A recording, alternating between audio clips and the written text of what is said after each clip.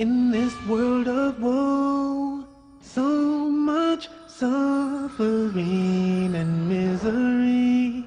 Our hearts are longing for the endless home of peace and love and harmony. Oh, no more bitterness, hatred or greed. Paradise is the place we need. I feel the peace inside of me. Greetings and peace. This is Dr. Laurence Brown with another episode of Interfaith Issues. I'm coming to you today with a topic that might surprise a lot of you. And that is that today I'm going to talk about how I became Muslim. Through these talks and through my other works, a number of people have approached me and asked how I became Muslim and why. And if for no other reason than simply to tell the story once, answer everybody's questions, and let people know how I made this major change in my life and in my religion, I've decided to tell the story. The story takes us back to 1990. Before 1990, I was the typical American. I basically subscribed to the philosophy that the person who died with the most toys wins.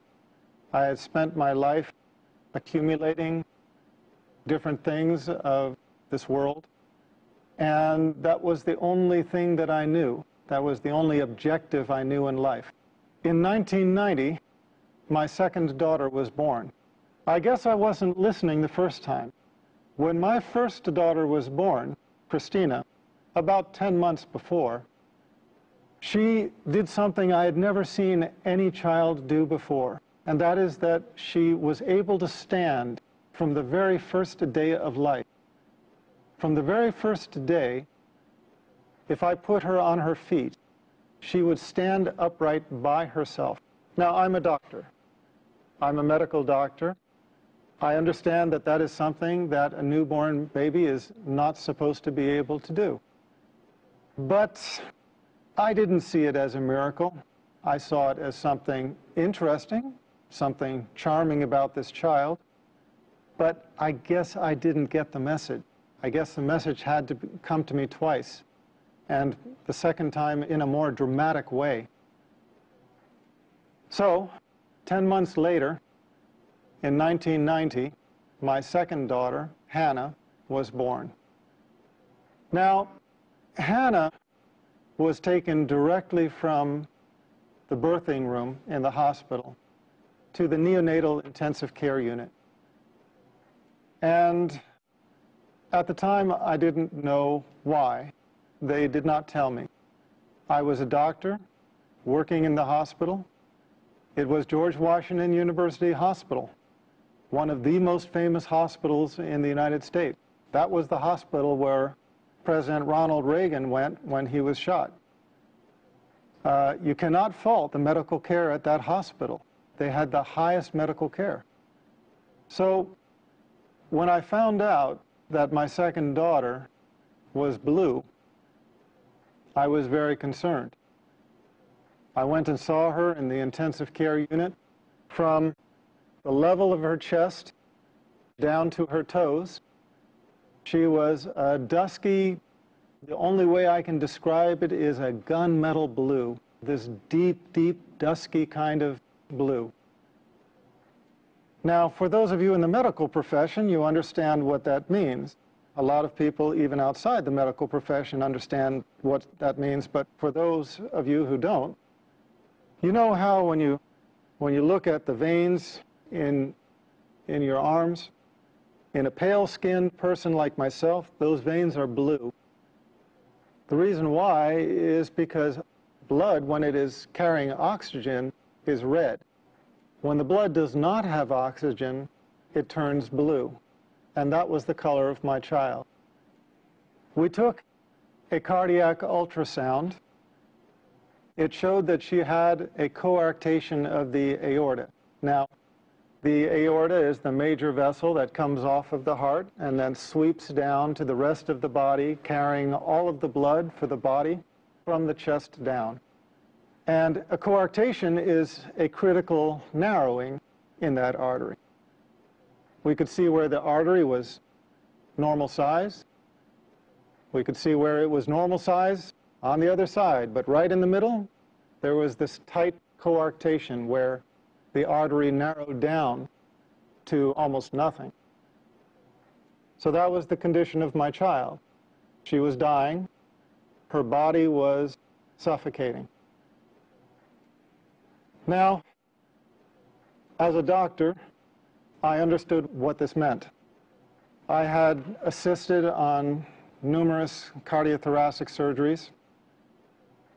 I knew that this almost certainly meant for this child that she would undergo emergency thoracic surgery. They would cut open her chest. They would replace the vessel with a graft. And these children, in general, don't do well. Given the technology of the time, about 20 years ago, my expectation was that my daughter would have the surgery, survive a few years, need to have the surgery again to replace the graft as she grew, and eventually the graft would fail and she would die. Now, that was my understanding at the time. That was the understanding of the intensivist, the doctor caring for my daughter at the time. So we were standing over this one-day-old baby, not even one-day-old baby, whose body was dying for lack of oxygen, and we were just watching her die. They called in a cardiothoracic surgeon from the Children's Hospital across town in Washington, D.C. When he came to see my daughter, I had to leave because I was emotional and I was not helping things. I was not helping them to do their job. I left the intensive care unit. I went down the hallway. Because it's an intensive care unit, there's a prayer room nearby. Now, I remember very clearly walking into that room and praying for the first time in my life with sincerity. And I remember it because I had never prayed with sincerity before. All of my life, I had been in charge. If there was anything that I needed, I knew how to go after it. If there was anything I wanted, I knew what I had to do to get it. I had never been in the position in my life where I faced a situation that I felt I couldn't handle it, where I knew that I was helpless. Now, a lot of people think that I came to Islam through Christianity. In a way, that's true, and I'll come to that. But at the time, it was not. I was never, at any time in my life, Christian. I used to be atheist. I was one of those who denied the existence of God. In fact, I tried to argue people away from believing in God. When I went into that prayer room, I remember one thing hit me right away, and that is that it was just a prayer room. There were no crosses, no crucifixes, no statues. There were no religious symbols at all. And immediately, I felt it was the right place to be. But because I was atheist, I prayed a prayer which I have since come to know is a little bit infamous. It's a kind of a weak prayer, but it has its strength. And that prayer is, "Oh God, if you are there." You have to remember, I had spent all of my life denying God, denying his existence. At that moment, I realized there was nothing I could do there was nothing in my worldly power to help this child. And I knew that the only power, if it did exist, that could help my child was the Almighty. So the only way I could pray was to pray, "Oh God, if you are there." And I admitted, I was honest. I said, "I don't know if you're there or not. But if you are there, I need help." And I made a deal. I made a promise. I asked God if He saved my daughter, and then if He guided me to the religion that was most pleasing to Him, that I would follow. And I remember those words precisely, asking Him to guide me to the religion that was most pleasing to Him and promising to follow. Well, I had been away for maybe 15 minutes. I walked back to the intensive care unit. When I entered the unit, the doctors were huddled around my daughter like a football team in the huddle. They were on the other side of the room at one end. When I walked in, they looked up at me, and I could see something had changed. When I walked up to them, the cardiothoracic surgeon just looked me in the eye and said she was going to be okay. The doctors around me did not understand it.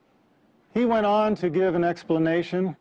He started talking about a patent ductus arteriosus and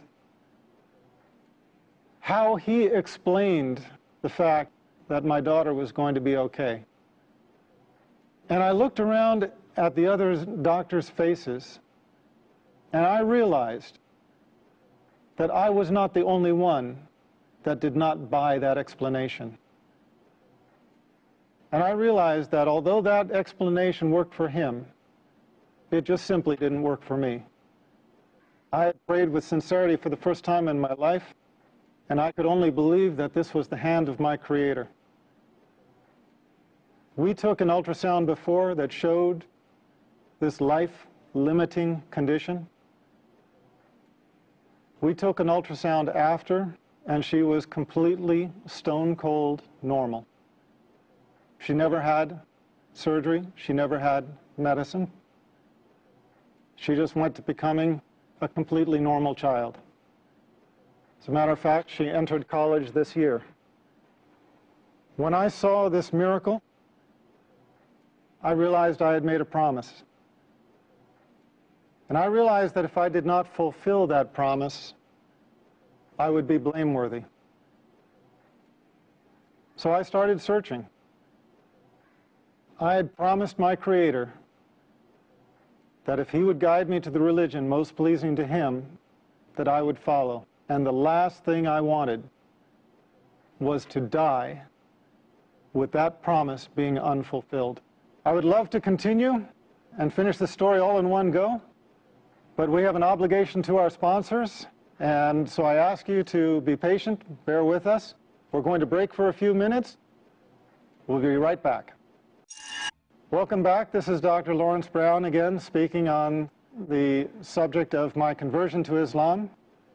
And I will just continue the story that I started, telling how and why I became Muslim. So, I started reading scriptures of a variety of religions. I studied Buddhism, Taoism, Shintoism, read into the Bhagavad Gita, started studying Hinduism, worked my way around to Judaism, Christianity, started working myself up the ladder of the revealed monotheistic religions. With each religion I encountered, I basically just came to the conclusion that, well, no, that's not it. It didn't take me long to decide against Buddhism, against Taoism, against Hinduism. That's why I ended up studying Judaism. When I studied Judaism, I felt, okay, now here there is some truth, but there are also some things that I did not believe. I found inconsistencies in the Old Testament, which we'll talk about in another show, inshallah. I found the prediction of 3 prophets to follow, and that obviously raised the question, well, if those prophets do not count as John the Baptist and Jesus Christ as the first 2 of those 3, who else could it be? So I moved on to Christianity. As I studied Christianity, I just was looking for the answer anywhere I could find it. I studied with the Southern Baptists, the Quakers, the Greek Orthodox, the Roman Catholics, Mormons, Seventh-day Adventists. My head is kind of swimming with all of the sects of Christianity that I approached for longer or shorter periods of time. And in the end, I could never get my answers. I would go to the priests, having actually done something that very few Christians, in my experience, really do, and that is reading the Bible and questioning aspects of it. Now, please understand, I don't mean this to put down anybody out there. I don't mean this as a criticism to Christians who hold on to their faith, but I just mean to say that most Christians accept their faith unconditionally without really analyzing it. I found Jesus Christ calling himself the Son of Man, so I wanted the priest to tell me, why do Christians call him the Son of God if he called himself the Son of Man? I found Jesus Christ in 3 places asked, what is the most important commandment? And he said, "Know, O Israel, your God is one God." And I couldn't find the Trinity anywhere. I said, well, if the Trinity is not in the Bible, why are people teaching it? Why are people believing it? Why are people following it? Why are people professing it? And they said, well, it's First Epistle of John, chapter 5, verse 7. And I found out that that's a forgery. It doesn't exist in the original manuscripts, which is why it has been modified in the more modern Bibles. It is why you do not any longer find in the reputable Bibles published in modern day, you do not find it talking about the Father, the Son, and the Holy Spirit, and these 3 are one. You don't find that anymore because the scholars of modern times have recognized that that was a misleading insertion. As Scofield's Reference Bible states, it's an interpolation. It's a misleading insertion. I wanted the priests to answer these questions for me, and I never found a single one of any sect anywhere who could. I felt almost more lost than before. I believed in what Jesus Christ taught. I believed that he was a prophet. I believed in God as one God. I believed that man's relation with God is direct, without intercessor. I believed that we are accountable for our actions. I could not believe that we carried the taint of original sin, a sin that we never committed. I was at odds with Trinitarian theology, but I was in agreement with everything Jesus Christ taught. And I found these 2 to be different. And no priest could explain this to me. For a couple of years, I was searching, not finding anything, because in the West, in America, really about the last religion most people even think to consider is Islam. It wasn't until I learned about Islam, about the Prophet Muhammad, peace be upon him, that everything suddenly made sense. Everything fell in place. The Old Testament's prediction of 3 prophets to follow, John the Baptist being 1, Jesus Christ being 2. Who is the 3rd? The prophet of Islam, Muhammad, peace be upon him.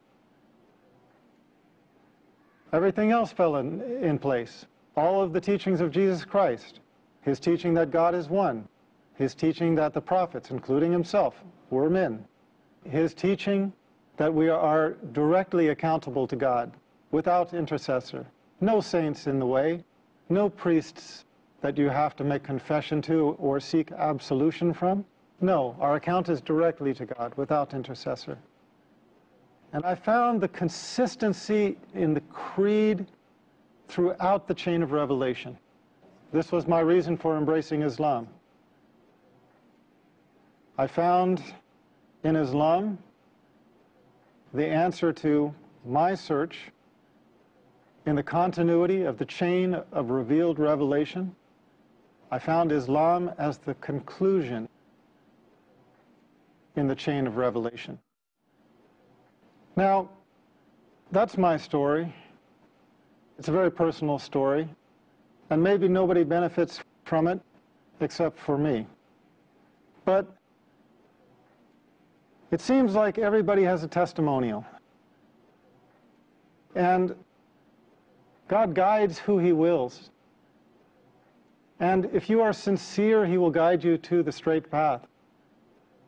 But if you have some disease in your heart, if you have some insincerity, if you have some desire for the world where you do not put God as your priority, you can easily fall into this trap. You start out thanking God and you end up directing your worship to an element of His creation, worshiping the creation instead of the Creator. A few years later, as a doctor, I had a patient who had a son who was born with a lethal heart problem. It looked like he was going to die. She prayed to God. She asked for God to save her child, and she promised. Her child got better, the same as mine had. And you know what? She didn't keep her promise. She went back on it. And I guess that kind of concludes my story, because when I saw that,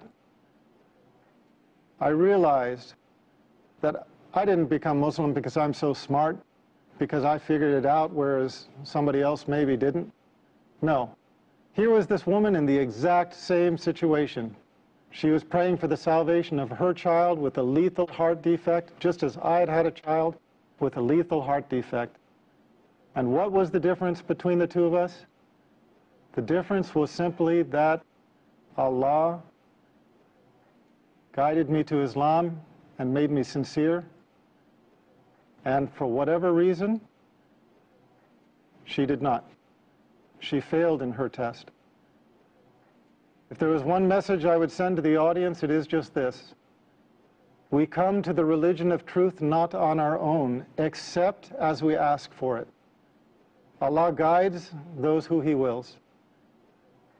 Pray to Allah by whatever name you know Him. Pray to the Creator with sincerity. Ask Him to guide you in your heart and in your mind to the religion of truth and to make you pleased with it. And you will find, if you are sincere, and if Allah answers your prayer, you will find that the religion of truth enters your heart. And inshallah, you will join us as a brother or sister in Islam. Thank you for being my audience on yet another episode, Interfaith Issues. We will continue again, inshallah, and I look forward to being with you then. Peace, and may God be with us all. I feel the peace, inside of me, all complete tranquility.